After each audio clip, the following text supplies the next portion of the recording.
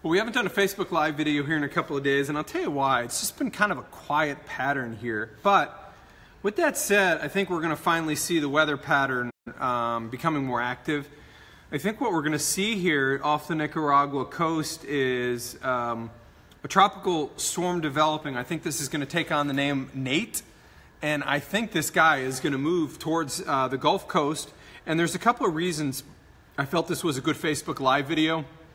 First, you know, there's so many of us here that vacation along the Emerald Coast. I mean, really anywhere from Orange Beach to Pensacola, Panama City, Destin.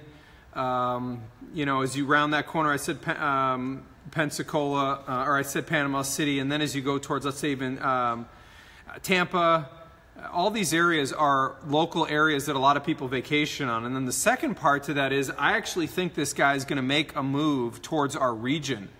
And I really think that we're going to see some direct impacts from Nate as it starts to move up into the Ohio Valley. So I felt like this was a great Facebook Live video topic tonight. Before we get into the topic of discussion, what I would ask first is when I do a Facebook Live video, you know, you guys that are regulars here know how it goes. You guys are kind of my partner in effectively doing my job. And I say this on a regular, but my job is to reach as many people as possible. And in that, you guys can always help me. So what I would ask you guys to do is, if you can, please do me a favor, share the video. My goal is to get to 1,000 shares. If we make it up over 1,000 shares, we will make it over 1,000 shares for the 108th night in a row, which if you're new to Facebook Live video, that's crazy. If you've been on my Facebook Live videos, 108's a long time, and we've worked really hard. So, all right, guys, thumbs up. Asking you, can we make it to 1,000 shares tonight? Basically, that would require about 5 shares per person. Thumbs up if you think we can make it. Thumbs down if you think we're going to start over tonight. And basically toss 10 months down the drain. Seeing a number of likes flying across the screen, as I would expect. A lot of likes flying across the screen. What I'm going to do is I'm going to quickly share this onto WDRB News, then we'll share it onto WDRB Weather, and then we'll jump into this discussion here. But like I said, you know, what I try to do with my Facebook video is I try to make it do a topic that I feel like is a topic, you know, if I'm going to jump in and do these videos on a nightly basis, I want to make sure we've got a good topic. And I just felt like this is a really interesting one, in particular since we've been dry basically in Louisville, and I would say a chunk of our area for going on 15 days, but I'm starting to feel increasingly confident that we're actually going to end that streak, and we're finally going to get some rain into our area. So quickly, I'm going to share it onto WDRB News. So I'll throw 2 into the mix here real quick. All right, share it over to WDRB News, and then I just need to share onto WDRB Weather. I'm seeing a lot of people saying share on the bottom of the screen. I like that. Cindy with a share, Paige with a share, thank you. I'm going to give one more share onto WDRB Weather, then I will jump into this discussion. And I will apologize ahead of time. Allergies, mine are not doing great. I don't know about yours, but when you don't rain for this long, for me, it does not go well, and my voice is struggling just a touch. You probably noticed it on TV the last couple of nights, but will likely continue. I will probably likely continue to have some of my issues. And in the video tonight, probably not going to go perfectly with my voice. But all right, so let me get this onto the news page or onto the WDRB weather page, and then I'll jump into this discussion. All right, so guys, if you haven't shared 5 times yet, please do that so we can get our 1,000 shares and we don't have to talk about it again. So the topic of discussion tonight, what's likely to become Nate, is going to have a couple of impacts. I know that a lot of our area goes down to Pensacola, Pensacola Beach, which we all refer to as PCB. I know a lot of us go down to Destin, and I know this is a time of the year where we go down there. And I feel like for those that vacation there's probably a lot that are going to be interested on where this thing goes. And then for our area, are we going to see any impacts? So let's start this thing off by looking at the satellite here. And what you notice is, first off, over Florida, there is an upper level low. And this fellow's kind of been stuck there for a couple of days. What is rather interesting about this is we will see this upper level low shift across the Gulf of Mexico and then settle into the western part of the Gulf of Mexico. And in doing that, what it will do is basically allow what is likely to become Nate to start to rocket towards the north and eventually move towards the Gulf Coast. So what is Tropical Depression 16 is this guy right here. You'll notice for general purposes of what you're looking at, this is Mexico, San Salvador, this is Nicaragua, and this right here would be Honduras. So as we zoom in a little bit closer, what you'll notice is you're starting to see some spiral bands going into the center of the circulation. When this starts to occur, we're normally seeing an intensifying tropical system. Nothing really says rapid intensification. Anything's going to get out of control at this point, but the center would be right here. And this is actually really close to the island of San Andreas, which is a Colombian island, sitting right here in the Caribbean. So this is our system right now, 16 as it will be referred to until it's given a name, which would be Nate. Tropical depression right now, 35 mile an hour sustained winds, gusting to 45. The pressure's at 1,005 millibars, and it's moving northwest at about 7 miles an hour. And moving northwest, one would expect it's going to impact Nicaragua. And I'm not going to say it won't cause problems there, because I do think landslides, mudslides, those types of things always can be an issue in some of the rural parts of these two countries, and particularly the eastern part of those countries as this thing goes by. But in terms of wind, we're not looking at a great deal of concern. This is what we call the spaghetti plots. And what the spaghetti plots are is a look at a bunch of the computer models and where it's taking our tropical system.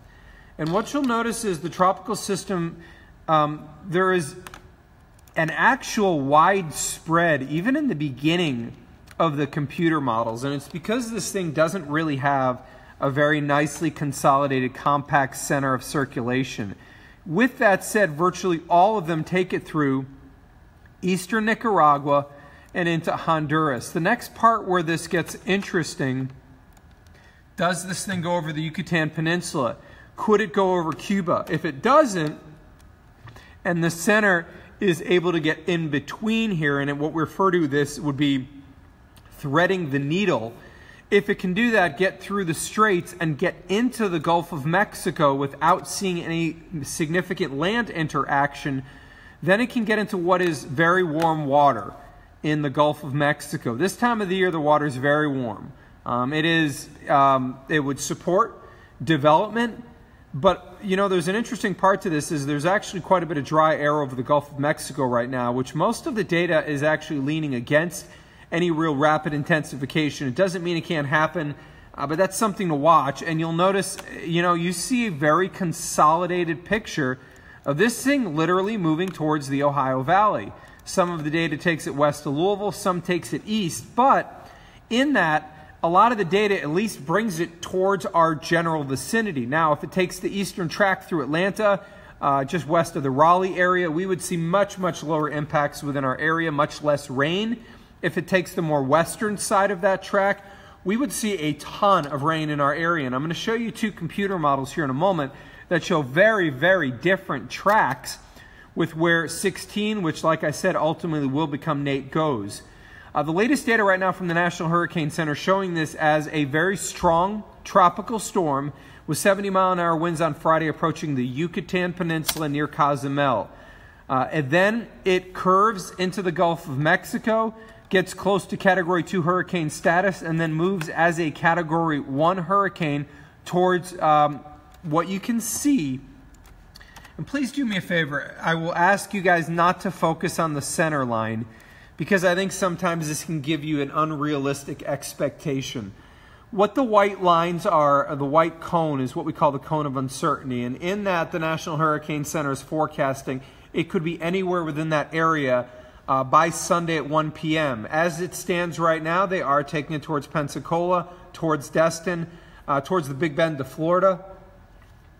That doesn't mean that it's going to go into that exact area. Second, if you're to start to look back at some of the historic monsters that we've seen in these areas, like Opal, some of the bigger hurricanes in modern times in this area would be Dennis was there, which was a Cat 2-ish. You guys recall Ivan made landfall in this area. Right now, the National Hurricane Center is showing it as a weaker hurricane than any of those that I mentioned. It doesn't mean there's not going to be problems. Hurricanes are all damaging and destructive. But right now, the National Hurricane Center is not taking it into the upper echelon of some of those strengths. Remember, we're talking a long ways into the future, distinct uncertainty, but that's the latest forecast here. So what does this mean for the Ohio Valley? Well, I'm going to show you two different computer models, and you're going to see a very different image here. Somebody, by the way, asked time frame on Florida. It looks like sometime on Sunday, if it's to make landfall. It will likely make landfall between Louisiana and Florida, somewhere in that neighborhood, but by probably, midday, anywhere early Sunday through late afternoon. So when we look in our distinct area, what is the data showing? Well, you can see the GFS is literally throwing down the gauntlet. The GFS is showing 2 inches in Seymour, 2 inches in Paoli. It shows about 3 in Louisville, 3.6 inches in Frankfort, 3.2 from E-Town, and 246 in the Madison area. And this is basically all from Nate. So does this mean we're going to see a ton of rain in our area? Well, let's take a look at the European computer model. And you're looking and you're saying, man, that's showing a... Wait a minute. That shows a really different picture of where the heaviest rain is. In fact, you're seeing that the Euro is showing that heavier rain going through eastern Kentucky, West Virginia, and it's a really different picture. And when you kind of look at these on the screen at the same time, noting that the left is the GFS and the right is the European computer model, you can see that even though there's differences between these models, we're seeing a rather consolidated image showing that the further east you go, the higher the rain totals. Now, this doesn't necessarily mean one or the other of these are accurate, but we are seeing a signal towards eastern Kentucky getting the heaviest rain.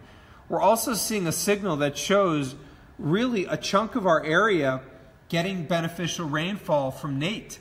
And I think at this point it's fair to say that Sunday night into Monday we're actually going to see some rain as this moves across our area. So that's a positive. We really could use some of that rain.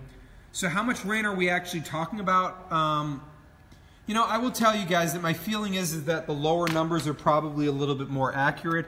WPC, which is basically a branch of the National Weather Service, you can see they're showing this massive stripe from Pensacola, Destin, and I can tell you guys, even if this is, let's say, lower echelon tropical storm, along the Gulf Coast this weekend, it's not going to be nice. Destin, Panama City, Pensacola, let's say Orange Beach, Navarre, none of these areas it's not going to be nice. It's going to be heavy rain. But that heavy rain stripe extends from, let's say, around Destin through far eastern North Carolina, West Virginia, and then up into the northeast. But within our area, WPC is still throwing out some solid rain totals. Notice over the next 7 days, they're hedging their bets on high totals in our area. They have 1.4 for Louisville, 1.4 for around Brandenburg, 1.4 to 1.5 near E-Town, near Litchfield, near Munfordville, near, let's say, around the Bardstown area, into Shelbyville, into Eminence. They have southern Indiana in the 0.5 to 1 inch rainfall total. So they're actually putting out some really solid rainfall amounts. There's still a long time. I want to re-emphasize this is not a hurricane. It doesn't have a name yet. I do anticipate tonight into tomorrow this will take on the name Nate. I think going forward it is very likely to affect the Gulf Coast sometime on Sunday as either a high-end tropical storm or a hurricane. How intense yet is still uncertain. Down the line, Sunday into Monday, we are likely to see impacts from Nate as it brings potential rain into our area. Some of the data is showing heavy rain in our area. How much, I think, is still a distinct uncertainty, but Sunday into Monday looks like the most likely time frame for what will ultimately, by that point, be the remnant of Nate moving across our area. Do I think this is a high windstorm for our area? No. Is there any data that's showing a high windstorm for our area? No. My opinion is rain would be the biggest impact. Do I see a signal for severe weather in our area? No. So that's kind of where we stand on what is likely to turn into Nate. I know that there's going to be a lot of questions about how this is going to impact our area. I know friends, family, maybe trips to the Caribbean, maybe trips to the Emerald Coast, the Gulf Coast. I want to be able to answer those questions for you. Our share goal tonight is to get to 1,000 for the 108th night in a row. My goal is to reach as many people as possible. So guys, do me a favor, share the video 5 times per person. After you share, let me know down below after you've thrown me 5 shares. That way I can give you guys a shout out, and please like and love the video. So somebody said causing the cruise that her son and daughter-in-law are on to miss Cozumel. They have to head back to Jamaica. And you know, that's actually a very wise decision on the cruise. Their part. You don't want to go, I've been on many cruises, you don't want to go to Cozumel in this scenario, because even if you can get to the port, which I think you can, it's going to be miserable. Rainy, breezy, big seas, and that's not the thing that you want to do. So, Mary with 130 shares. Mary, you're awesome. I love that. Terry saying bring on the blizzard. No signal for that. Terry's joining from Canaan, Indiana. Loving this weather. Some people love the warmth. I know some are not fans. Rachel with 7 shares. Thank you, Rachel. 6 shares from Terry. Thank you, Terry. 15 shares from JT. All right, guys, we're at 523 shares. We've got about 20 minutes left, actually about 15. Let's get ourselves up over 1,000 quickly here, because then I don't have to talk about it anymore and I can just answer your questions. Christina's saying, traveling down to Florida Friday into Saturday, do I think there's a problem? I think your drive's fine. But I do think that you could have some miserable weather starting on late Saturday into Sunday. When do I think Panama City will be in the clear? She's arriving on Saturday. So, first off, Saturday is not going to be a nice day down there. Sunday is going to be miserable. And then the system goes by. So your question is, how long would that rain last in that area? My feeling is you're probably going to at least see that plume of rain in there through Monday, and then you would taper into showers. Barbara's asking, will the rain we get save the fall colors? No. My opinion is the fall colors are ruined for the year. We're still going to see colors, but I think that the fall foliage will be muted. I think we're going to see a crispy, unfortunately not brilliant fall. And I think it's because we've been dry for so long in late summer and early autumn, and this causes real problems. So normally this means a crunchy fall foliage year. 10 shares from Paige. I love that. Thank you. 10 shares from Ryan. Thank you, Ryan, for the 10 shares. Christina saying thank you. You're welcome. JT with 15 more shares. Christina is up to, or Christy rather, is up to 35. Thank you. Kim saying, I'm traveling to Myrtle Beach on Sunday. What do I think? My feeling is Myrtle Beach is generally going to be on the nicer side of this system. You know, with that said, if you're to see any ugliness out of this, my feeling is the days you wouldn't like are probably going to be late Sunday through early Tuesday. 5 shares from James. Thank you. Paige is saying thank you. You're welcome, Paige. Gary with 10 shares. Thank you, Gary. Tristan John saying, oh, thank you to Mary. You know, one of the other things I'll mention, I tweeted about this. Anybody interested in hearing any of my thoughts about winter? Thumbs up if you care, thumbs down if let's stick on tropics. Anybody care about what I'm thinking, anything about winter? Not seeing any. All right, we'll stay on tropics for now. Oh, seeing some thumbs up. Leaving for Orange Beach on Saturday. Should I wait a couple days? I can't really tell you guys what to do. I can tell you that Orange Beach is not going to be very nice late Saturday, Sunday into Monday. So you got to decide that one on your own. All right, so people do care about my thoughts on winter. All right, so let me quickly discuss a couple of thoughts that I had today. I tweeted this, but since I got you guys here, I'm going to talk a little bit about winter. Does anybody remember the warm blob that we talked about in the Pacific Ocean? Thumbs up. Do you remember the warm blob in 2013 to 2014? Thumbs down. I don't know what the warm blob is. I don't care what a warm blob is. Does anybody remember? I'm seeing a lot of thumbs up. 2013 into 2014, we saw something that has been widely referred to now as the warm blob. It occurred in the northern Pacific.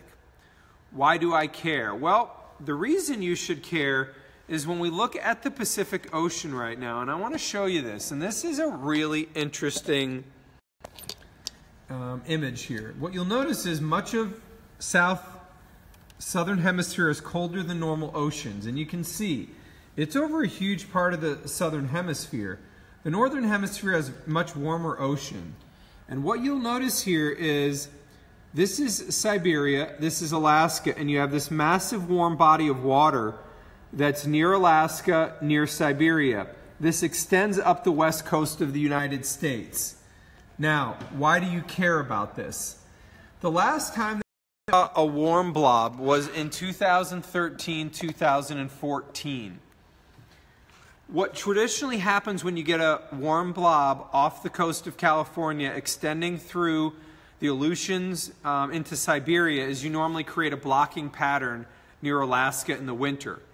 And what traditionally happens in that sense is it creates warmth for the western part of the U.S.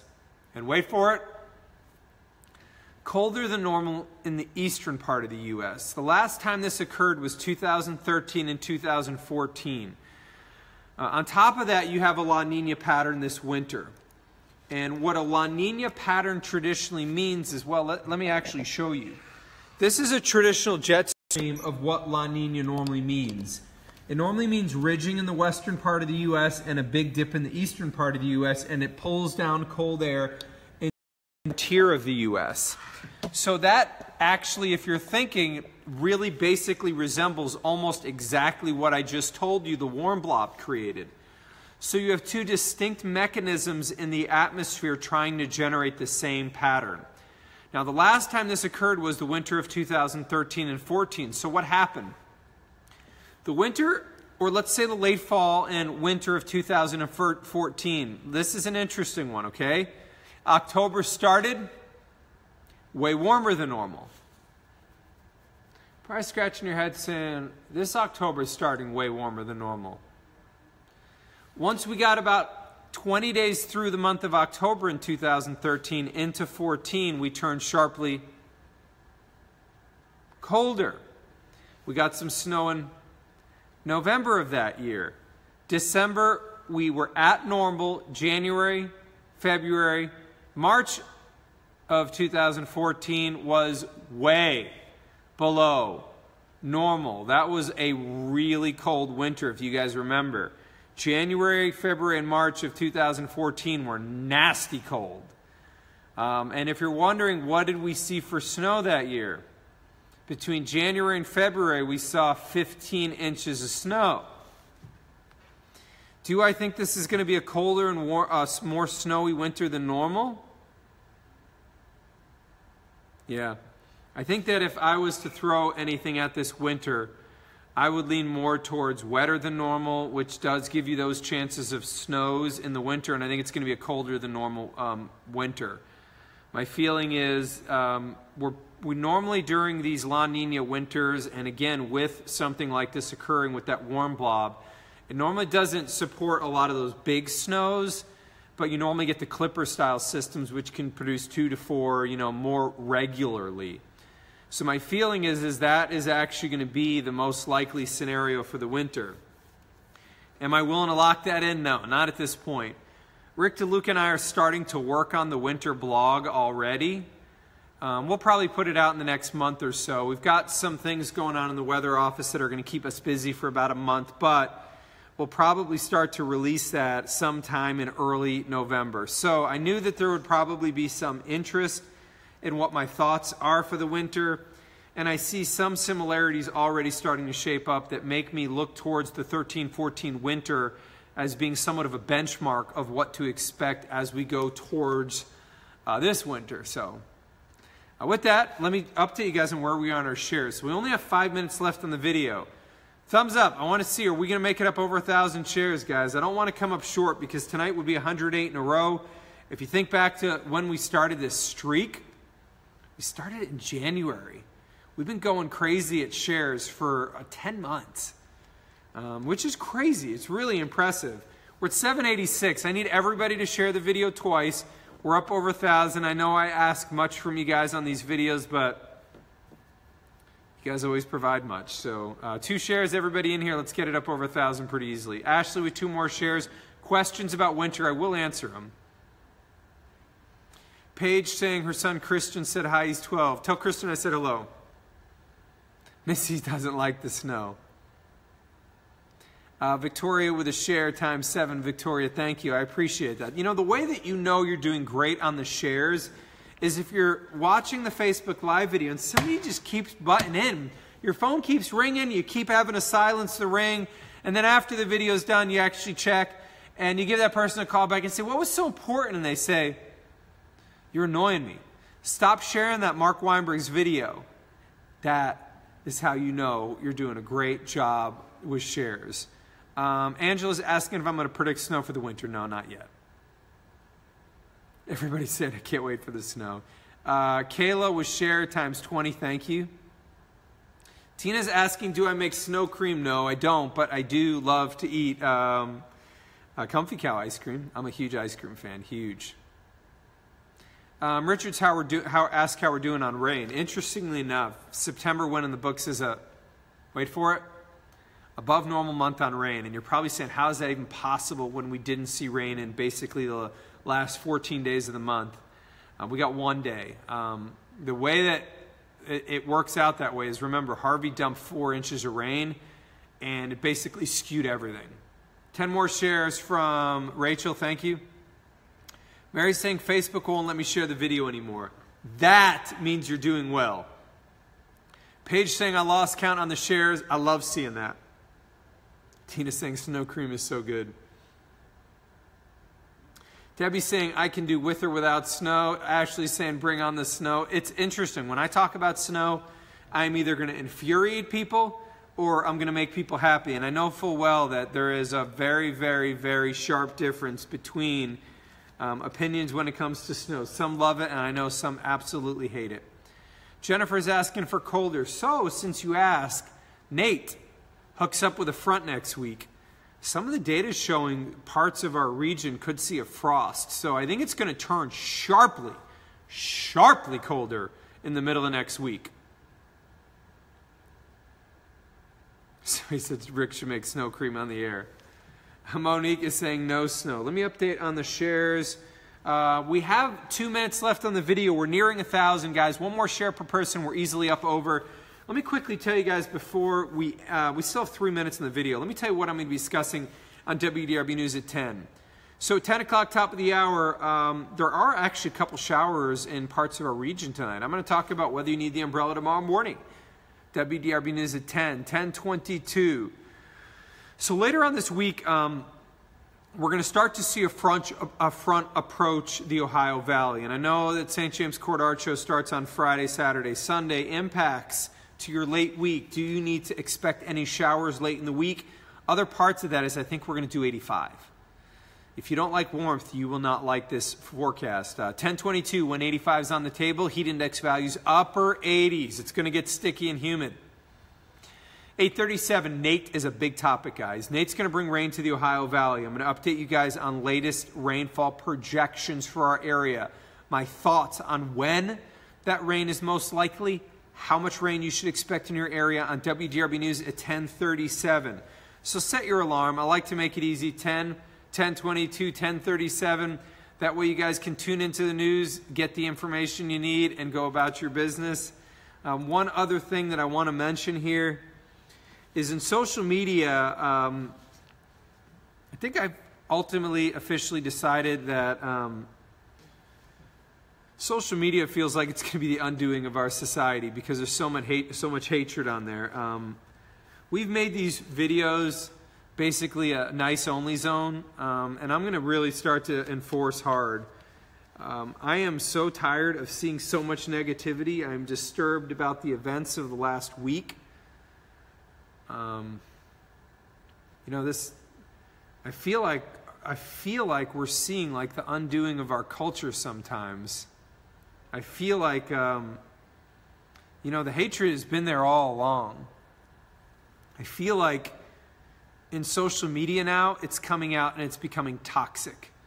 I think it's poisoning everybody. I made a post about this the other day, but You know, I don't know where this whole thing ends. I think hatred has become so ingrained in what's social media. You know, I'll tell you the truth. I do social media because I have to for work. The truth is now if I didn't do this for work, I would strongly consider getting off social media because I literally feel like I'm being poisoned by this daily. But, you know, do me one favor, everybody that's here, is let's just make a conscious effort to affect everybody around us with positivity. Let's just try. You know, I don't know if we'll have any impact on anything. I really don't. But I know that we can try. On my page, I'm going to start to enforce trolls and people that are rude because I don't want it anymore. I feel like we're seeing, like I said, literally the worst in everybody coming out, and it makes it hard to see. I feel like the time has come for us to take a stand that this stuff is not going to be acceptable. People are creating social media pages solely for the purpose of just trolling, being evil, and spewing hatred everywhere. And I'm done with it. I'm done with it. So, you know, I feel like everybody needs to start at this somewhere. You know, I feel like as in my position, I do have the ability to reach a number of people. And I just ask that everybody, let's just start a movement. Let's just start a positive only thing, guys. Let's try to make it spread. Let's try to make it a positive, contagious thing. You know, let's try to encourage. Let's try to uplift. Let's try to be loving. We live in a society right now where there's so harshly different opinions. Let's have different opinions. Let's discuss them like adults, and let's be nice. Let's just start something. You know, I just feel like the time has come. I feel like the time has come. We just can't let this toxic culture take us down anymore. We're seeing things that simply are not the America I grew up in, not the wonderful people that I come in contact with on a daily basis. The time's just come. So show kindness, show love, compassion, and let's just try to spread that like the wildfire that's the toxin. The time has just come. You know, we just have to take a stand. So let me update you guys lastly on where we stand on our shares. And over the next week, guys, go on your friend's page, call a friend, talk to a friend, and let's try to say something positive. Go out of your way to encourage, to uplift, to be just build rather than destroy. I'm just tired of seeing it. By the way, Josh and Tiffany saying living in Panama City, what do I think? I think probably it's going to be near Cat 1 strength as it approaches the Gulf Coast. The exact area is still uncertain, but I would make sure that you have some plans. We are at 1,152 share, guys. We're out over 1,000 shares for the 108th night in a row. 108 nights in a row. I love that. We're going to close in on 110. I'll probably try to be a little more active in the coming days because we do have active tropics, how it's going to affect the Gulf Coast, what we call the Emerald Coast, areas that are going to be impacted, and we'll talk about direct impacts to the Ohio Valley. Just remember, guys, we are at 108 nights in a row above 1,000 shares. I'm proud of you guys. You guys are awesome. Give yourself some likes, some loves, because you guys throw down on a nightly basis, and I love it. Remember, tune in on TV. I always need your support on TV. WDRB News at 10, 10:22, and 10:37. I'll rest my voice for a little while, and I'll see you guys in 10. Remember, reach out to one person over the next week, and let's try to make positivity a little bit contagious. All right? See you guys at 10.